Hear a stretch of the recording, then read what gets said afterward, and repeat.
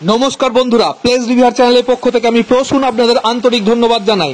নতুন কার্যভার গ্রহণ করেই মাননীয় তাপস বিশ্বাস, যিনি নর্থ রেলওয়ে থেকে এসেছেন, ইস্টার্ন রেলওয়ে, তিনি চিফ ইঞ্জিনিয়ার হয়ে এসেছেন এবং এসেই তিনি বারা গোপীনাথপুর যে রেলওয়ে স্টেশন বিল্ডিং, সেই রেলওয়ে স্টেশন বিল্ডিং এবং ময়নাপুর থেকে বারা গোপীনাথপুর পর্যন্ত সমস্ত রাস্তাটি পর্যবেক্ষণ করে গেলেন আজ 5-10-2024 তারিখে।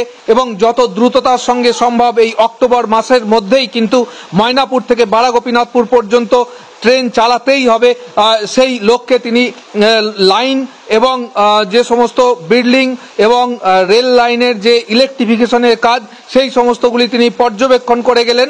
এবং দেখছেন আমরা বর্তমানে আছি বারা গোপীনাথপুর যে রেলওয়ে স্টেশন বিল্ডিং, সেই রেলওয়ে স্টেশন বিল্ডিং এর সামনে নীল রঙের জামা পরিহিত সেই মানুষটি হচ্ছেন মাননীয় চিফ ইঞ্জিনিয়ার তাপস বিশ্বাস, যাকে আমরা দেখছি ঠিক সিঁড়ির সামনে দাঁড়িয়ে আছেন। এবং দেখুন পুরো লাইনটি তিনি পর্যবেক্ষণ করছেন, কোথায় কোন কাজ হচ্ছে এবং কেন দেরি হচ্ছে, কত দ্রুততার সঙ্গে সেই কাজটি সম্পাদিত করা যায়, সেই সমস্ত বিষয়গুলি তিনি দেখলেন এবং আজ তিনি দেখে রিপোর্ট করলেন এবং বলে গেলেন যে খুব দ্রুততার সঙ্গেই এই লাইনটি সম্পাদিত করতে হবে এবং অক্টোবর 2024-এর মধ্যে লাইনটিকে সিআরএস করার জন্য তৈরি করে ফেলতে হবে।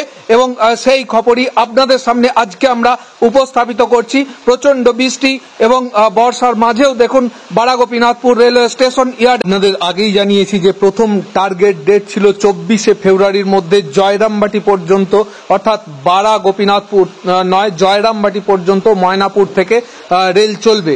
তারপরে কিন্তু সেই টার্গেট ডেট ফেল করে, কন্ট্রাক্টররা ঠিকঠাকভাবে কাজ করতে পারেনি। ঠিক তারপরেই টার্গেট ডেট এক্সটেনশন করে করা হয় জুলাইয়ের মধ্যে ময়নাপুর থেকে একদম জয়রামবাটি পর্যন্ত ট্রেন চলবে, এরকম করেই টার্গেট ডেট করা হয়েছিল, সেটিও ফেল করে। এবং তারপর একটি মাস্ট পিটিশন দেওয়া হয় এবং সেই মাস্ট পিটিশনের দৌলতে এখন দেখুন এই জল বৃষ্টি কাদার মধ্যেও কিন্তু কাজ চলছে।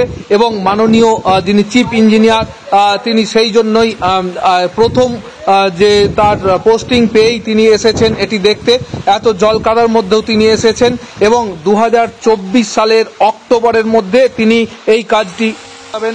এবং তিনি নতুন দায়িত্বভার পেয়ে যেহেতু তিনি সঙ্গে সঙ্গে ছুটে এসেছেন এখানে, সেই জন্য আমরাও আশা করছি নিশ্চয়ই খুব দ্রুততার সঙ্গে কাজটি হবে।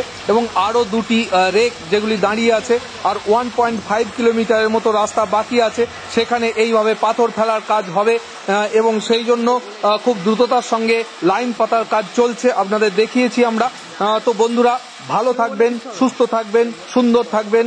শারদীয়ার দিনগুলি সকলের আনন্দ ঘন ভাবে কাটুক এবং সকলে ভালো থাকুন। আজকের ভিডিওটি এখানেই শেষ করছি। অনেক অনেক ধন্যবাদ। নমস্কার।